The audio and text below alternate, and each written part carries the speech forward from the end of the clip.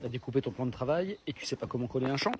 Alors, assieds-toi, je t'explique. Le champ, d'abord, c'est ça. Tu as une face un peu rigide et derrière, c'est un peu autocollant. Ce que je fais, moi, c'est que je ponce légèrement la coupe que j'ai faite, histoire de faire un truc propre. Et là, je prends un fer à repasser. Donc, tu voles celui de ta belle-mère, tu vas venir chauffer légèrement la tranche et après, tu appliques ton champ dessus. Le fait de le chauffer, en fait, c'est du thermocollant. Ça veut dire que la colle va fondre et venir coller directement sur le support. Tu laisses dépasser un peu au-dessus, un peu en dessous. Tu laisses bien refroidir. Et une fois que ça a refroidi, c'est collé, ça bouge plus.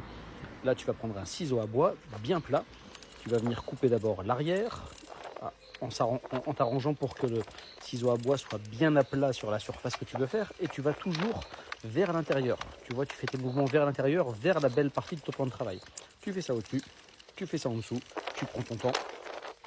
Une fois que c'est fait, tu rectifies un petit peu. Un petit coup de ponçage pour casser un petit peu la cote. Et regarde le résultat. Maintenant, tu sais comment on fait un champ sur un plan de travail. Alors, à toi de jouer. Ciao. You think it's a game? You think it's a game?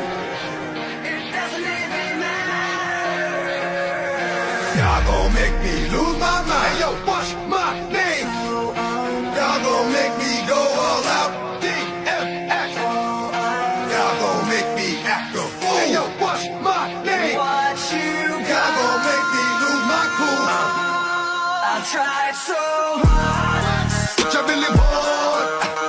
What you really want? But it doesn't even matter. Come on, try so hard. What you really want? It doesn't even matter. It doesn't even matter. Come on, try. Give me a sign.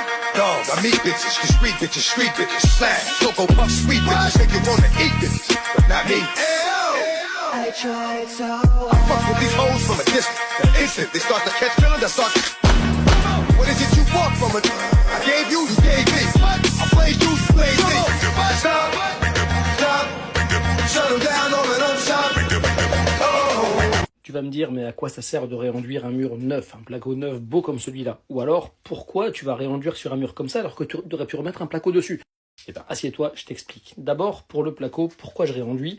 Parce que, en fait, ça va permettre de ne pas faire de différence entre le carton du placo et l'enduit sur les bandes à joint. Tu auras un support uniforme et à la peinture, tu auras un résultat vraiment nickel.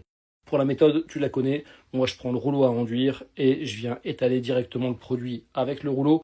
Ensuite, une lame de 45 ou de 60 et je viens lisser la matière. Une fois que ce sera fait, il te restera un coup de ponçage et tu auras un support vraiment nickel et éventuellement une petite révision. Pour un mur qui est un peu abîmé comme celui que je te présente là pour le coup je vais faire un sous-enduit armé. Ça va être la grosse différence avec une trame fondue dans l'enduit. Pourquoi je fais ça? Là on est sur un mur en carotte plâtre. Le but c'est pas de perdre d'épaisseur dans la pièce. Donc c'est pas forcément plus long que de faire du placo parce que le placo j'aurais dû refaire des bandes à joint et tout ça.